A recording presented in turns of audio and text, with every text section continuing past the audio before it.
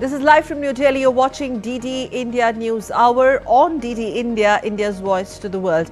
I'm Sakal Bhatt, and coming up in the next hour, India's Prime Minister Narendra Modi to visit United States on 12th and 13th of February at the invitation of US President Donald Trump. Prime Minister Modi to co-chair Artificial Intelligence Action Summit in Paris alongside French President Emmanuel Macron. Both leaders will hold bilateral talks and address the India-France CEO Forum. The International Criminal Court condemns US sanctions, vows to continue providing justice and hope to millions. And amid simmering tensions, Bangladesh's interim government calls for peace, urges citizens to stop attack on properties of Sheikh Hasina's family and restore law and order.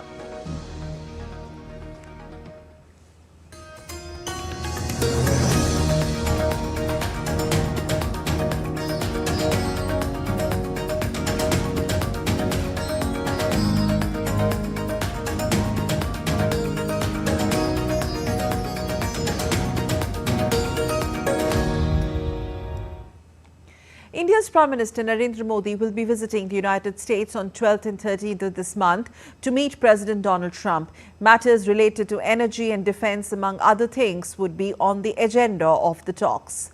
Prime Minister Modi, at the invitation of the President of the United States of America, Prime Minister Shri Narendra Modi will pay an official working visit to the United States on 12th and 13th of February. This will be the first visit of Prime Minister Modi to the United States since the inauguration of the second presidential term of President Donald Trump. You would be aware that Prime Minister would be amongst the first few world leaders to visit the United States following the inauguration of President Trump. And the fact that the Prime Minister has been invited to visit the US within barely 3 weeks of the new administration taking office shows the importance of the India-US partnership and is also reflective of the bipartisan support that this partnership enjoys in the United States. Prime Minister Narendra Modi will also be visiting France from 10th to 12th of February, where he will co-chair Artificial Intelligence Action Summit in Paris. Mr. Shri Narendra Modi will be visiting France from 10th to 12th February 2025.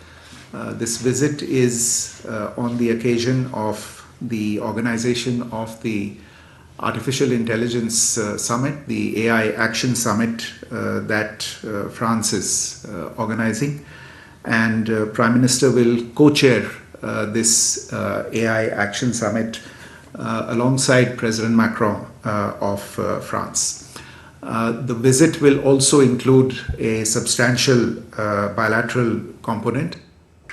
Prime Minister Modi will also inaugurate a consulate in Marseille during his France visit, as well as address India-France CEOs Forum. There will be a bilateral component to the visit. The Prime Minister and President Macron will address the India-France CEOs Forum, and they will also hold discussions in both the restricted and delegation level talks format. This visit will also take the Prime Minister out of Paris together with President Macron. He will travel to Marseille in the evening of the 11th of February. That evening, President Macron will host a dinner in honor of the Prime Minister. The following morning, on the 12th of February, the two leaders will together visit the Mazarg War Cemetery. This is a war cemetery that is maintained by the Commonwealth War Graves Commission. And this will be an opportunity for both leaders to pay tribute to the sacrifices made by Indian soldiers during the First World War. Amid simmering tensions on ground, Bangladesh's interim government, led by Nobel Peace Laureate Muhammad Yunus, has asserted that containing vandalism and arson taking place across the country is their prime priority. But this amid concerns which have been flagged by major Bangladeshi opposition political parties and, of course, neighbouring India over attacks on a historic house linked to ousted former Prime Minister Sheikh Hasina. Tripti Tripathi of DD India gets us more.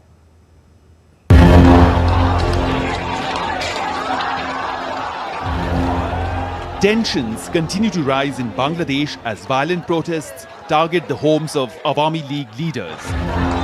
Just a day after protesters torched and tore down the historic Dhanmondi 32 residence of Sheikh Mujibur Rahman, chaos spread across the country.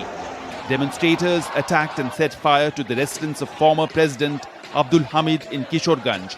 In Noakhali, the house of the Awami League's General Secretary was also attacked, along with the party's district office, which was completely demolished. The unrest escalated further as hundreds of protesters vandalized the home of Bangladesh's founding leader, Bangabandhu Sheikh Mujibur Rahman in Dhaka. Buildings linked to former Prime Minister Sheikh Hasina were also ransacked. This house holds deep historical significance. It was here that Mujibur Rahman declared Bangladesh's independence from Pakistan in 1971. Later, Sheikh Hasina transformed the residence into a museum to honor her father's legacy. Rahman played a pivotal role in the nation's struggle for independence. He co-founded the Awami League in 1949. His efforts to attain greater autonomy for the people was completed in the 1971 Liberation War, which led to the creation of an independent Bangladesh. Amid growing concerns over nationwide unrest, the Bangladesh Nationalist Party has urged the interim government led by Dr. Yunus to take immediate steps to restore peace. The BNP warned that if the government fails to contain the situation, the stability of the country could be at serious risk. Responding swiftly, the interim administration has issued a strong warning, vowing stern action against those involved in acts of violence and destruction. Meanwhile, India has strongly condemned the destruction of the historic residence of Bangladesh founder Sheikh Mujibur Rahman. In a statement on Thursday, the Ministry of External Affairs said that it is regrettable that the historic residence of Sheikh Mujibur Rahman, a symbol of the heroic resistance of the people of Bangladesh against the forces of occupation and oppression, was destroyed on February 5, 2025. All those who value the freedom struggle that nurtured Bangla identity and pride are aware of the importance of this residence for the national consciousness of Bangladesh. This act of vandalism should be strongly condemned. Upping the ante, India-based think tank Rights and Risks Analysis Group, or RRAG, has sought UN resolution against Yunus government, claiming there are over 500,000 political opponents facing criminal cases in Bangladesh. The RRAG has called for establishment of country office of the UN High Commissioner for Human Rights in Bangladesh during its forthcoming 58th session from February 24th to 4th April in Geneva. With inputs from Navalsang Parmar in Dhaka, Tripti Tripathi's report for DD India.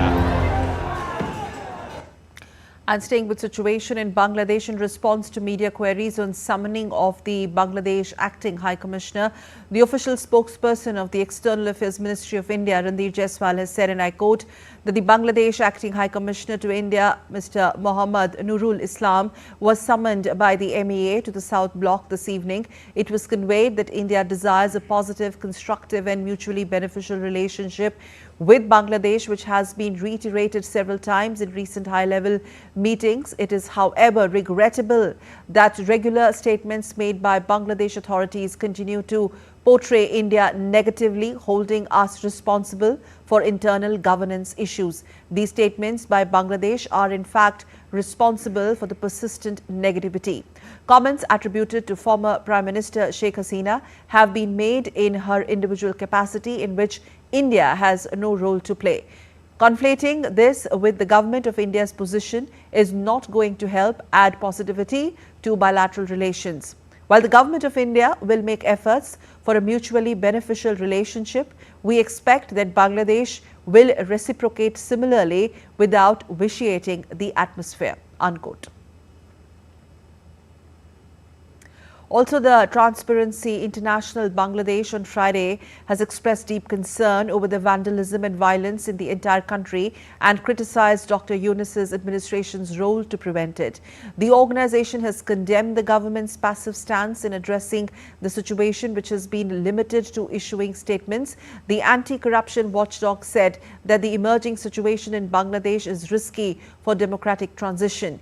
TIB also said that despite prior announcements of violent agendas, both law enforcement agencies and the military showed alarming indifference and failure in taking preventive measures.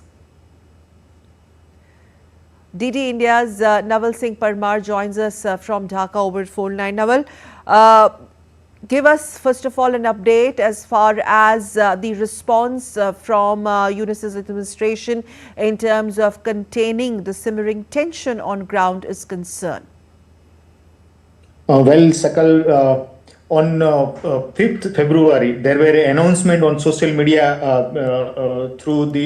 by the student leaders and even minister or advisor in the government, youth advisor and other advisor also posted the similar kind of announcement that let's have a festivity tonight. Means they were the program of vandalization and arson of the Majid Memorial Museum, or we can say Dhanmondi 32, was well in advance. They announced on social media. Even the advisor of the government, it means they are the part of government. They announced the program, and even though police or the other law enforcement agency didn't play any role to prevent the arson or vandalization or even the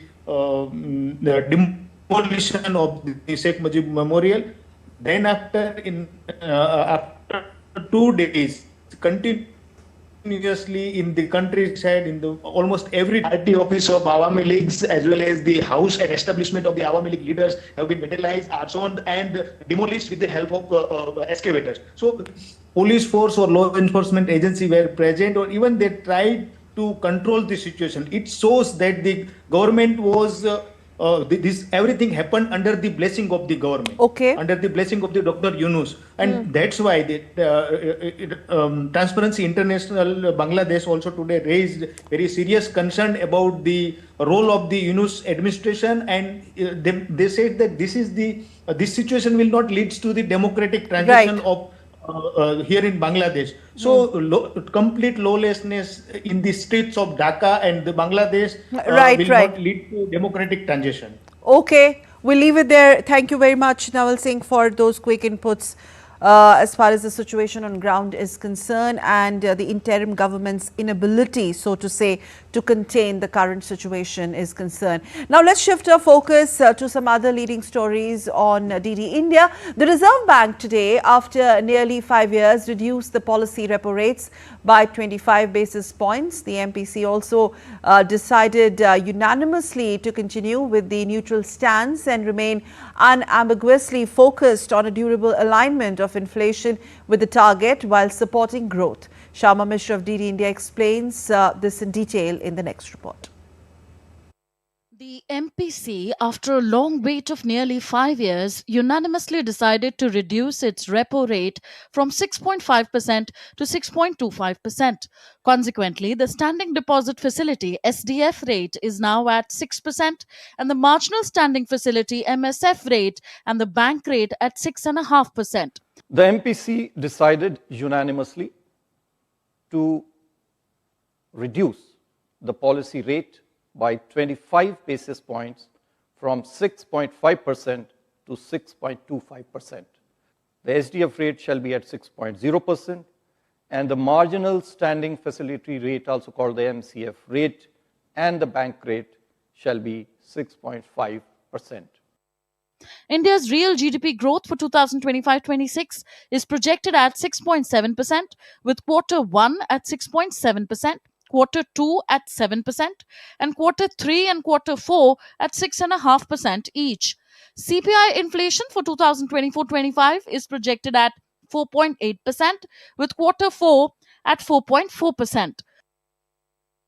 The RBI has estimated that real GDP growth for the next year to be at about 6.7%. RBI Governor Sanjay Malhotra, in his maiden bi-monthly announcement, said that the global economy is growing below the historical average and world economic landscape remains challenging with slower pace of disinflation, lingering geopolitical tensions and policy uncertainties. The experts believe that the rate cut by the RBI is to accommodate and boost consumption, and if inflation eases out going forward, RBI will have more opportunities to cut rates. Forward, if inflation ease out, and given that government has shown this fiscal discipline by pegging the target of fiscal deficit at 4.4% for the next year, hopefully we'll have opportunities where RBI can cut rate further and boost consumption. Jatinder Handu, CEO Digital Lenders Association of India, welcomed the announcement and lauded the steps taken by the RBI for prevention of cyber frauds and enhancing financial literacy, especially for women. This rate cut announcement will help both digital financial service providers and customers, and we expect more rate cuts of similar nature in coming months that will boost economic growth and consumption. In conclusion, considering the existing growth inflation dynamics, the MPC, while continuing with the neutral stance, felt that a less restrictive monetary policy is more appropriate at the current juncture. The Reserve Bank of India's announcement demonstrates a practical strategy for navigating the dual challenges of stimulating growth revival and controlling the inflation, all while recognizing the risks arising from the international instability and the weakening of rupee. With camera person Kapil Maske, this is Shama Mishra for DD India, Mumbai. And still to come on DD India NewsHour. Coming up next, US President Donald Trump's decision to cut USAID funding has triggered a big backlash in the United States of America. And China blames US sabotage for Panama's departure from BRI, that's Belt and Road Initiative. And we also get you latest on the IAEA chief Rafael Grossi's visit to Moscow, where he meets head of Russia's nuclear corporation.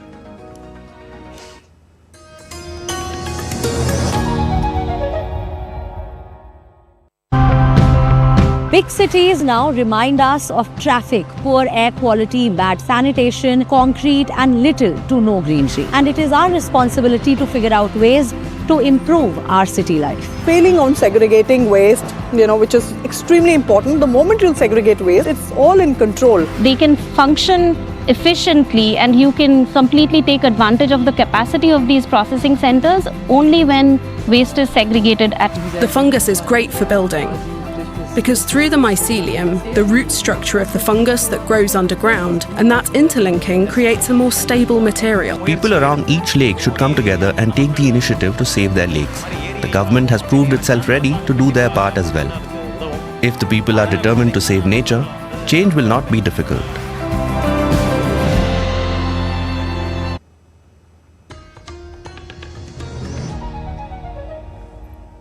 You're watching DD India NewsHour. I'm Sakal Bhatt. Let's move on. US President Donald Trump has signed a pair of executive orders, especially the one targeting the ICC or the International Criminal Court, an action which places financial and visa sanctions on, and I quote, on some individuals and their family members who assist in ICC investigations of the US citizens or our allies, unquote, like US's allies. And now this has been also seen as an effort to punish the body for issuing arrest warrants for top Israeli officials, including Prime Minister Benjamin Netanyahu and former Defense Minister Yoav Gallant. On Friday, in fact, United Nations urged US President to reverse his decision to slap sanctions on the criminal court. Soon after meeting with Israeli Prime Minister Benjamin Netanyahu, US President Donald Trump signed an executive order to impose sanctions on the International Criminal Court.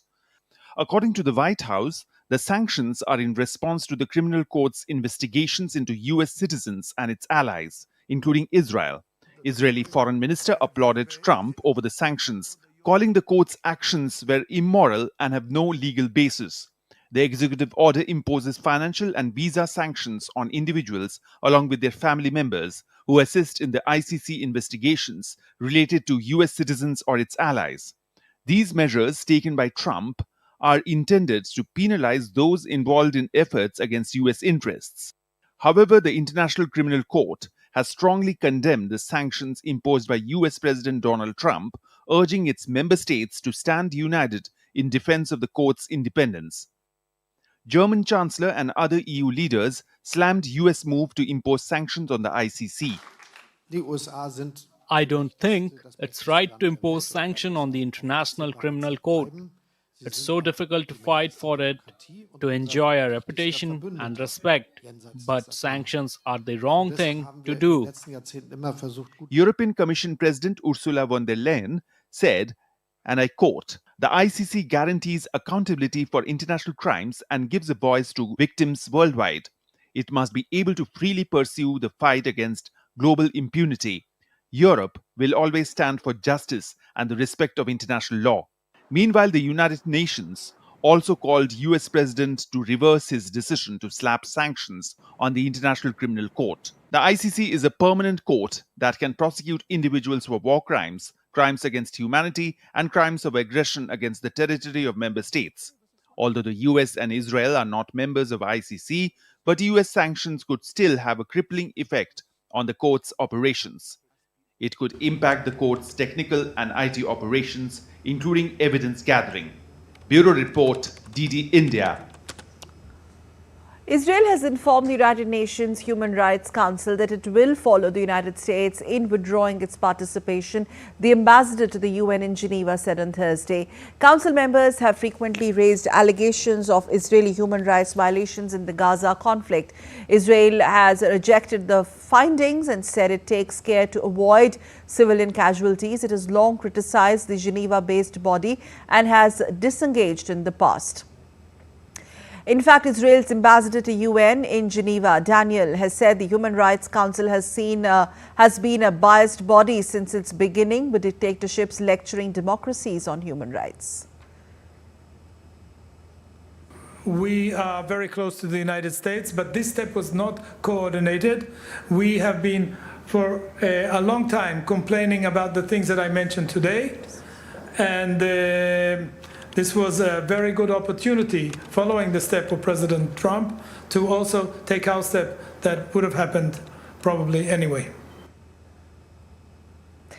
A U.S. decision to cut U.S. aid funding has triggered a backlash in the U.S., with people voicing opposition to cuts in a key program that funds AIDS relief. The Trump government is likely to retain only 294 U.S. aid staff out of the more than 10,000 working around the world, reportedly. Here's more. Protests have erupted across the US against many policies and executive decisions taken by the US President Donald Trump. Protesters gathered outside the US State Department in Washington, D.C. on Thursday to voice their opposition to cuts in the US President's Emergency Plan for AIDS Relief, or PEPFAR. More than half of the program's grants are implemented by US aid. The protesters chanted slogans as police surrounded the area and rerouted the traffic.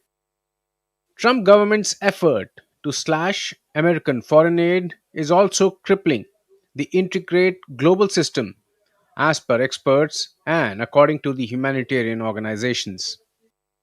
What they've done is completely illegal. Actually, Congress is the one that enacted a law creating PEPFAR. They're the ones that created the United States Agency for International Development. It's actually not up to Secretary Rubio, it's not up to the president, and it's certainly not up to Elon Musk to decide to destroy that, to abolish that. That's actually a clear violation of Article 1 of the Constitution that actually says it's up to Congress. Officials have warned that millions would be at risk if PEPFAR program is not extended further. According to the State Department, PEPFAR has saved more than 26 million lives globally. We've already seen what happens where if you privatize healthcare, then there will be cherry picking. cherry picking of who gets funding. It won't be on merit. And also, people will be forced to pay out of pocket. Because HIV treatment is lifelong, that is too much to put on the shoulders of people living with HIV around the world. US aid has been a target of the government reorganization program spearheaded by Elon Musk. The Trump government plans to keep fewer than 300 US aid staff out of agencies' thousands. Bureau Report, TD India. Meanwhile, China has criticized the U.S. for smearing and sabotaging the Belt and Road Initiative in Panama through pressure and coercion after Panama decided to exit the program. China's foreign ministry on Friday expressed regret over Panama's decision and urged the country to consider the long-term interest of both nations. Panama formally announced its exit from the initiative after seeing U.S. Secretary of State Marco Rubio, though President Jose Raul Mulino denied that the U.S. had directly influenced the decision.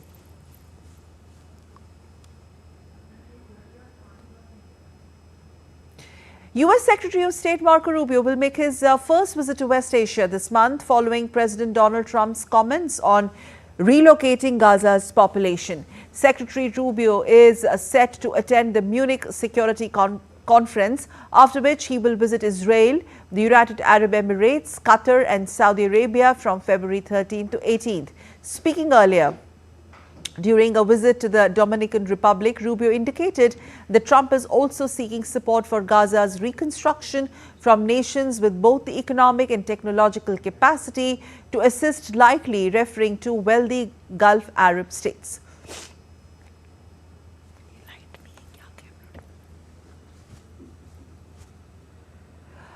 Coming up next, we talk about how Iranian Supreme Leader Ayatollah Ali Khamenei has expressed extreme displeasure over United States President Donald Trump's nuclear deal overture.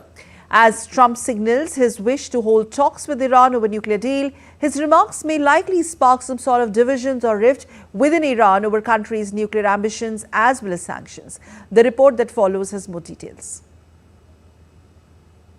The Iran nuclear deal has come into the spotlight as tensions between US and Iran escalate, with Iranian Supreme Leader Ayatollah Ali Khamenei warning of retaliatory strikes if Washington poses a threat to the country's security. They also comment on us, talk about us, make comments and threaten us. If they threaten us, we will threaten them. If they carry out this threat, we will carry out our threat. This came as he ruled out talks with Washington days after Donald Trump called for a verified nuclear peace agreement with Iran. You should not negotiate with such a government of United States. It is unwise, it is not intelligent, it is not honorable to negotiate. The Iranian Supreme Leader slammed Trump's past administration for not honoring its promises but stopped short of renewing a ban on direct talks. Earlier this week, Trump said that he would love to make a deal with Iran while vowing to bring Iran's crude exports to zero. US also imposed sanctions on individuals and tankers shipping Iranian oil to China. During his first presidency, Trump pulled the US out of the Iran nuclear deal in 2018, citing non-compliance by Tehran. The deal, which also involves UK, France, Russia, China and Germany, was inked during Barack Obama's presidency in 2015. Iran had agreed to scale down its nuclear program in exchange for lifting of international sanctions. Enriched uranium is used in nuclear power plants, but if the enrichment level reaches 90%, it can be used in nuclear weapons. In the past couple of years, Iran has increased its uranium enrichment, raising concerns across West Asia. Bureau Report, DD India. Well, the chief of the International Atomic Energy Agency, or IAEA, Rafael Grossi, is in Russia's Moscow on Friday, and he held a meeting with Alexei Likhachiev, who is the head of the Russia's nuclear corporation, Rosatom. Grossi said that the number of attacks on the Russian-controlled Zaporizhzhia nuclear power plant in Ukraine had increased. Likhachiev said that Ukraine was constantly carrying out attacks on the Energodar, which is the closest town to the nuclear plant. The trip comes after IAEA's chief visit to Kiev on Tuesday earlier. The two-day-long BIMSTEC digital conclave kicked off in Colombo with the theme Building Digital Public Infrastructure for Shared Prosperity. The event was inaugurated in presence of High Commissioner of India to Sri Lanka, Santosh Jha, Secretary General BIMSTEC, Indramani Pandey, Deputy Ministers in Government of Sri Lanka, Iranga Vasiraratne and Chaturanga Abhisinghe. The conclave includes panel discussions in which eminent leaders and experts from digital economy sectors from the region share their insights. Speaking at the event, Mr. Jha highlighted India's journey over the last decade in strengthening digital infrastructure using Jam Trinity and the benefit it has provided to the citizens. On the occasion, Sri Lanka's Deputy Minister for Industry and Entrepreneurship Development emphasized the role of BIMSTEC in sharing knowledge and technology between member states. Meanwhile, Deputy Minister for Digital Economy Iranga Veeraratne took the opportunity to speak on the launch of Govt, which is Sri Lanka's digital payment platform for accessing government services. On Saturday, the conclave will feature discussions on varied topics including digital identity for social and financial inclusion, digital payments and digital health, among several others. India has, over the past decade or so, undergone a digital transformation at an unprecedented pace and scale with unparalleled benefits to all sections of the society. We have used the power of the Jam Trinity, Jan Dhan bank accounts, Aadhaar or the digital identity and the mobile phones to revolutionize financial inclusion in India. BIMSTEC plays a significant role in terms of collaboration, in terms of sharing knowledge, technology, economy and culture. This morning, Sri Lanka took a major step forward in digital governance by launching. One is the digital payment gateway named Govt for government services, a seamless access way for Sri Lankans to pay for government services directly for their banking accounts. Foundation stone for the construction of Kuri Health Post Birthing Centre building at Kanyabas rural municipality in Dhading in Nepal is another example of India and Nepal friendship. Kuri Health Post Birthing Centre is being built with the Government of India's financial assistance under India-Nepal Development Cooperation. The project is being taken up as a high-impact community development project. Implementation of this project reflects the continued support of the Government of India in bolstering the efforts of the Government of Nepal. As close neighbours, India and Nepal are engaged in wide-ranging and multi-sectoral cooperation. And still to come on DD India Live, coming up next. We'll examine and discuss the simmering tensions in Bangladesh and a mayhem of attacks on properties belonging to deposed Prime Minister Sheikh Hasina's family and leaders of her party Awami League. With our guests, former Ambassador Veena Sikri, former Indian High Commissioner to Bangladesh. Joining us also Suhas Chakma, Director, Rights and Risk Analysis Group.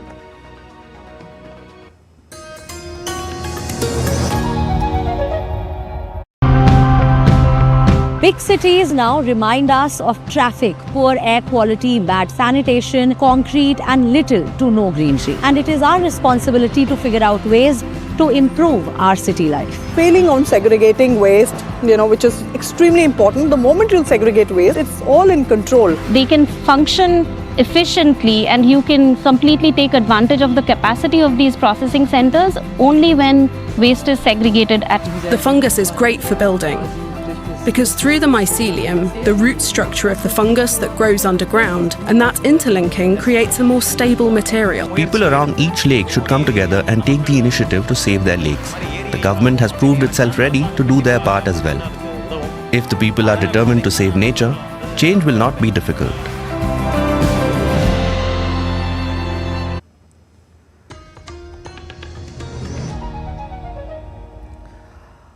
Let's go back to a top story on the current situation on ground in Bangladesh and spate of attacks. We are joined by Veena Sikri, former Indian High Commissioner to Bangladesh, and also Namaste ma'am. And very glad to have Suhas Chakmaji, Director, Rights and Risk Analysis Group. It's a Delhi-based think tank which is keeping a very close watch on the developments there.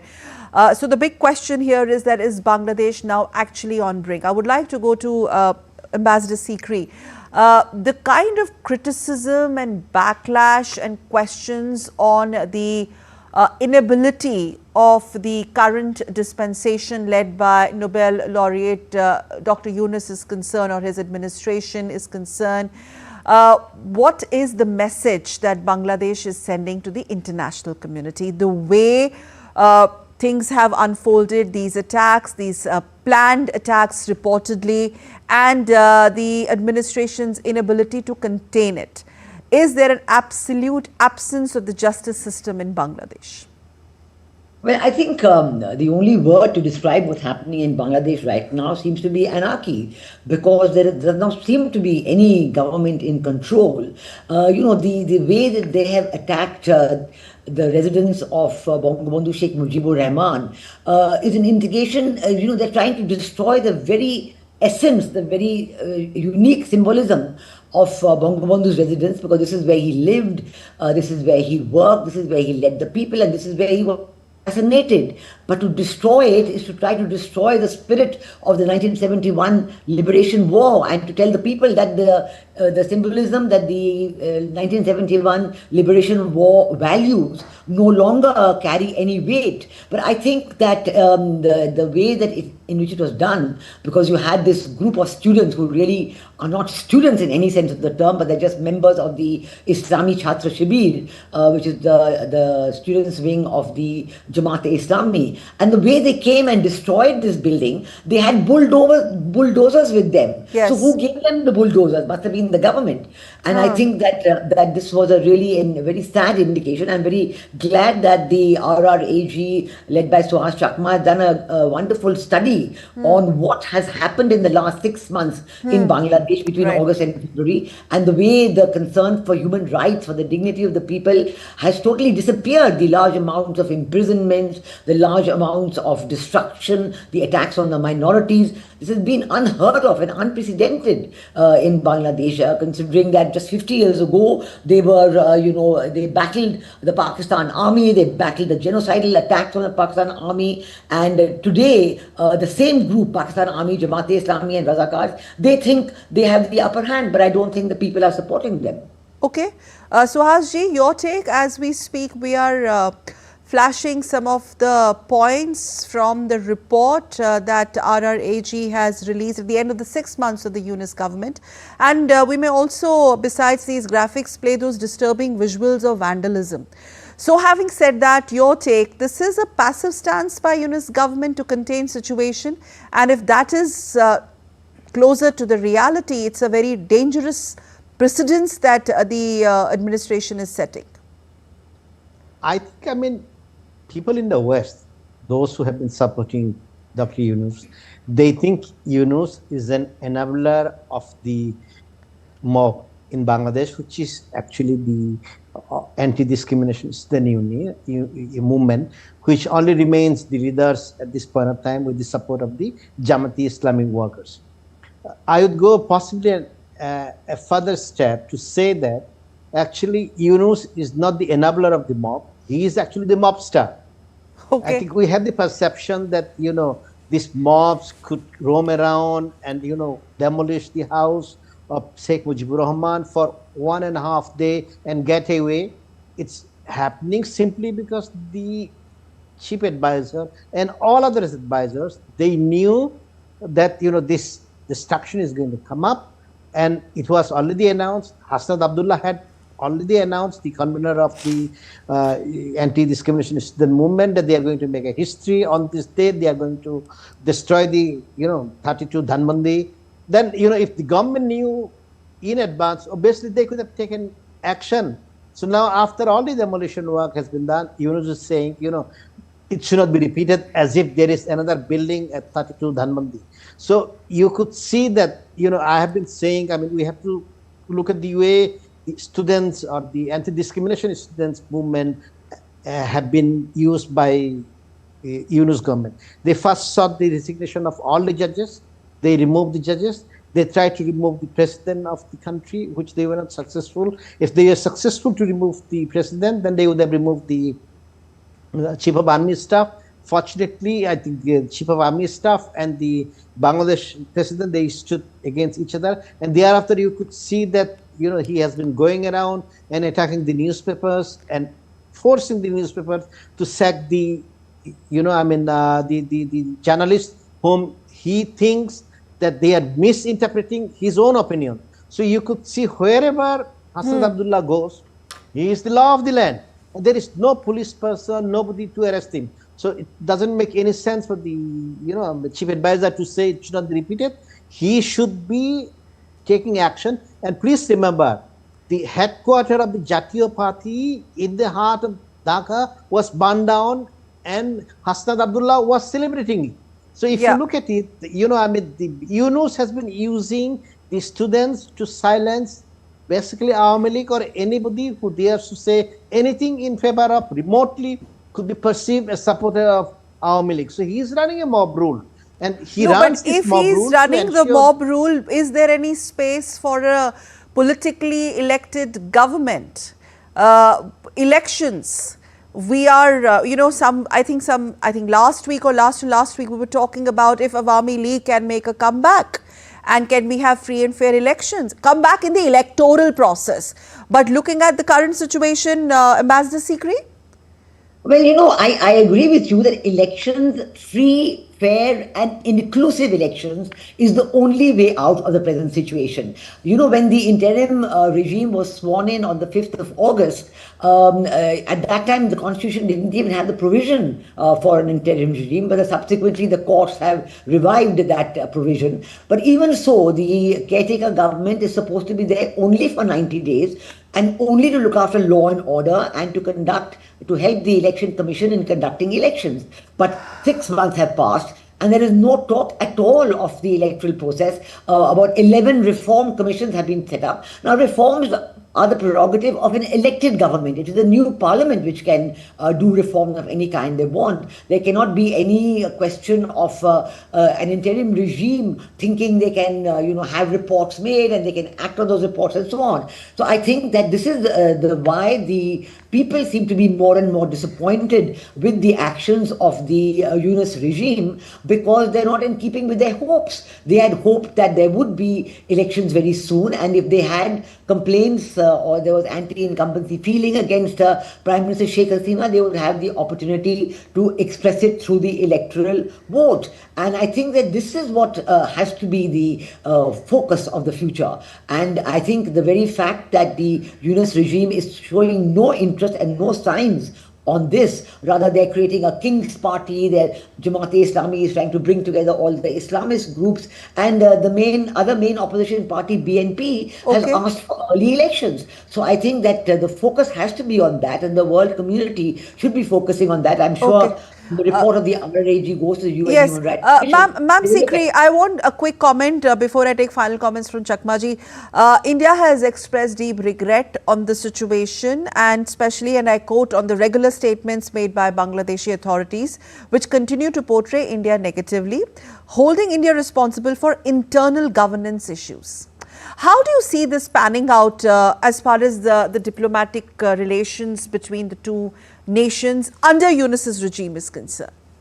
Well, the government of India on the very first day, has said that we are prepared to deal with the government and we value the relationship between India and Bangladesh. We want it to continue to be one based on mutual benefit and trust and friendship. And I think that that we carried out our words, and our foreign secretary was there in the month of December as well.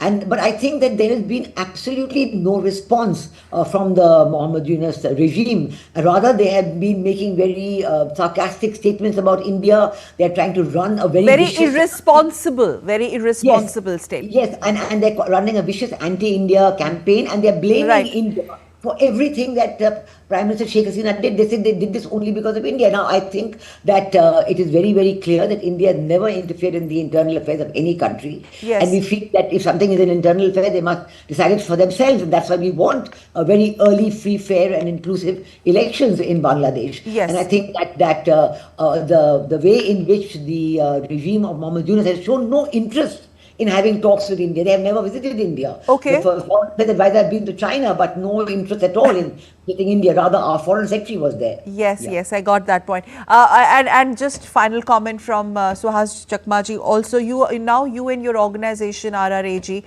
you are seeking UN resolution on this. Are you going to take this forward aggressively with UN? We have been already taking up. We have taken up with most of the permanent missions in Geneva, saying that there is a need for a resolution of the UN Human Rights Council, and it's something only which we are saying. Yes. It has already been demanded by the UN High Commissioner for Human Rights in October, and from October till now, the government of Bangladesh has not responded positively, and what they are trying to do is basically use the Office of the High Commissioner for Human Rights for their political purposes. What they have done is to invite the High Commissioner to investigate violations only for a brief period of time. But that could risk the independence of the High Commissioner. So that's why I think we want a full resolution with a proper mandate to investigate all human rights violations in Bangladesh. Right. We'll leave it there. Thank you very much, Suhas Chakma and Ambassador Sikri, for joining us on this story. Thank you, both of you. And still to come on DD India News Hour. Coming up next, we'll take you through the Constitution Gallery at Mahakumbh, which is inspiring youngsters through engaging audio-visual display.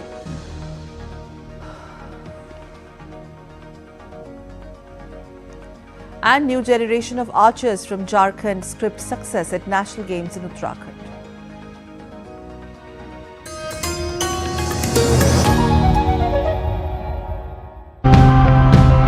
Big cities now remind us of traffic, poor air quality, bad sanitation, concrete and little to no greenery. And it is our responsibility to figure out ways to improve our city life. Failing on segregating waste, which is extremely important. The moment you segregate waste, it's all in control. They can function efficiently and you can completely take advantage of the capacity of these processing centers only when waste is segregated at... The fungus is great for building, because through the mycelium, the root structure of the fungus that grows underground, and that interlinking creates a more stable material. People around each lake should come together and take the initiative to save their lakes. The government has proved itself ready to do their part as well. If the people are determined to save nature, change will not be difficult.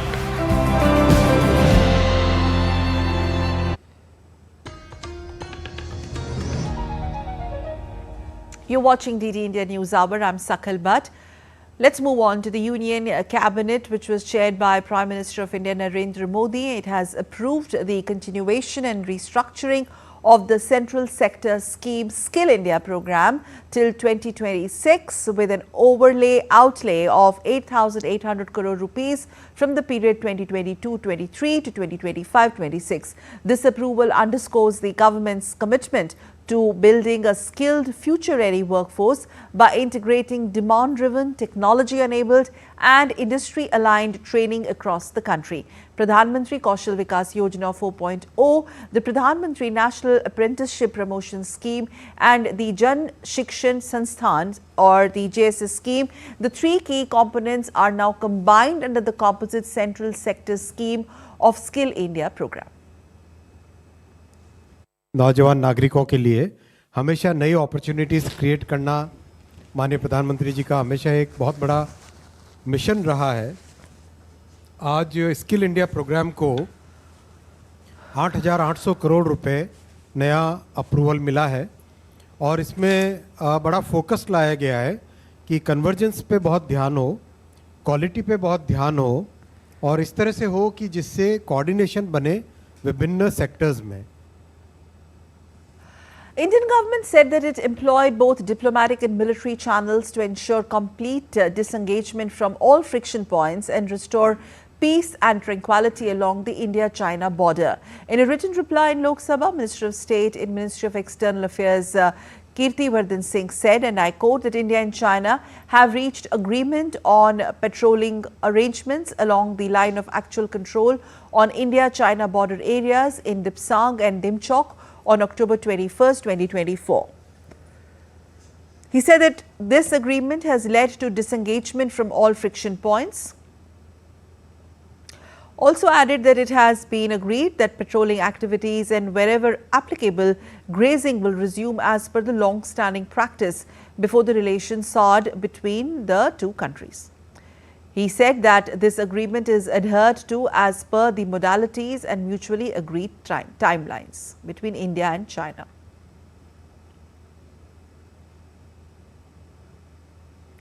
And now let's move on to the latest news from Mahakumbh, the largest gathering of humans anywhere on the planet.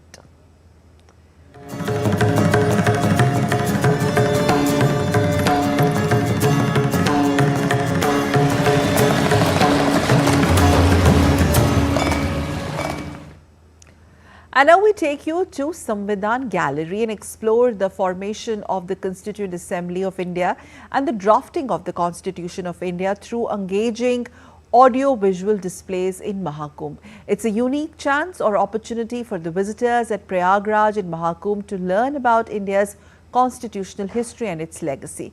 DD India Siddharth Bhardwaj takes you through this gallery. Mahakumbh 2025, the largest religious and peaceful gathering on the planet, a place is dedicated to educating and celebrating the essence of India's constitution. Here we delve into the framework that governs world's largest democracy. It is called the Samvidhan Gallery.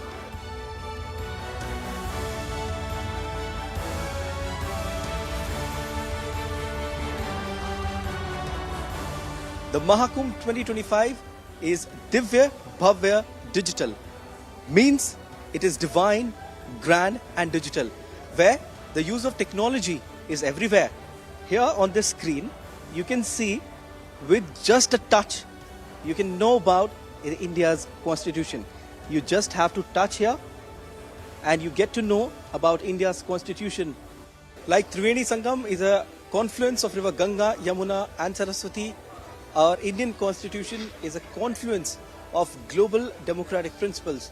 And after churning of thoughts for 2 years, 11 months and 18 days, we finally got the nectar in the form of Indian constitution. From the archives of All India Radio, people who are coming here can also listen to the speeches of the key leaders who gave their speeches during the Constituent Assembly. Let us leave aside slogans.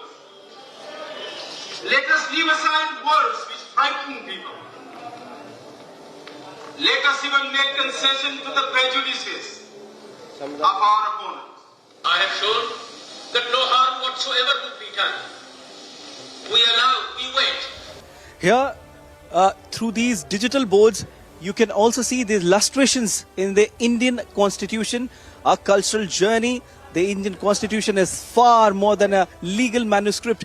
It stands as a living testament to the nation's culture and artistic expression. Well, we see the digital board, the smart board and the all standees which we portray some different context and majorly things from concept we pick there and people will watch this and they gain knowledge, they will like it. Whether you're here for Mahakumbh 2025 or just passing by, this gallery offers a powerful lesson in the spirit of unity and justice that binds us all together. With camera person Mon Mugut Sharma, this is Siddharth Bharadwaj reporting for DD India in Prayagraj. Well, you're watching DD India NewsHour. Time now for some sports news. From the far-flung villages of Jharkhand, where opportunities are less and challenges are plenty, a new generation of archers is emerging.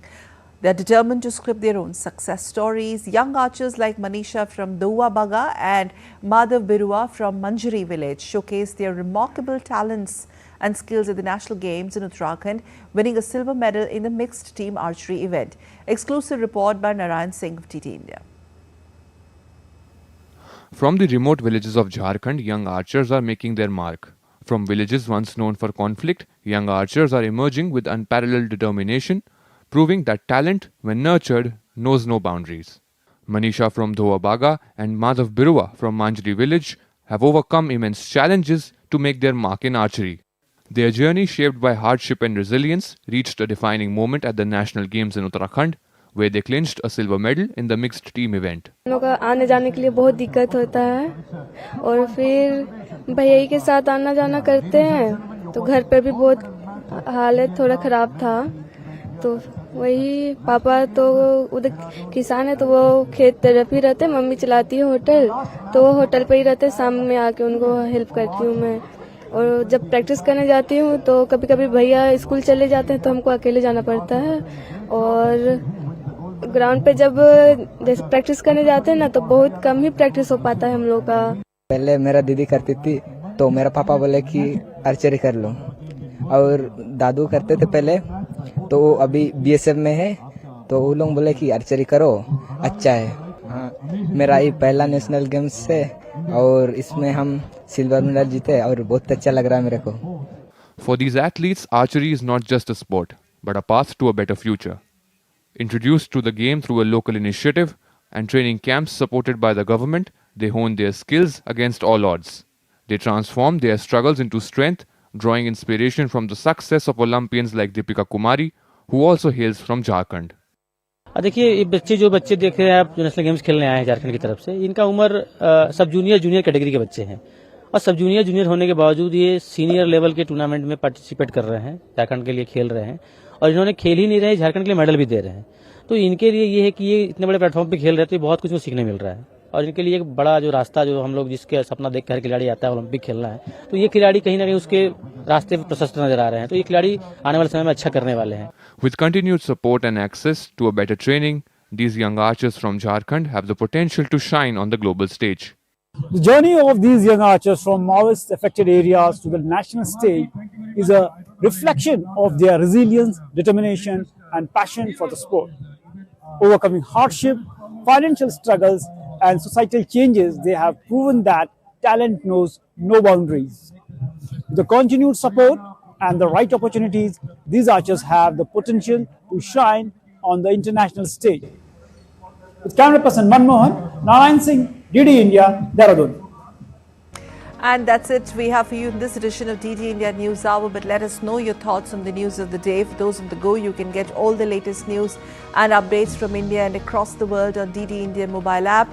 This app is available on both Android and iOS platforms. Scan the QR code on the screen that you see on your screens and download it now. So we'll be back with more news as it breaks here on DD India. I'm Sakal Bhatt, and from all of us here in Delhi, thanks for watching DD India News Hour.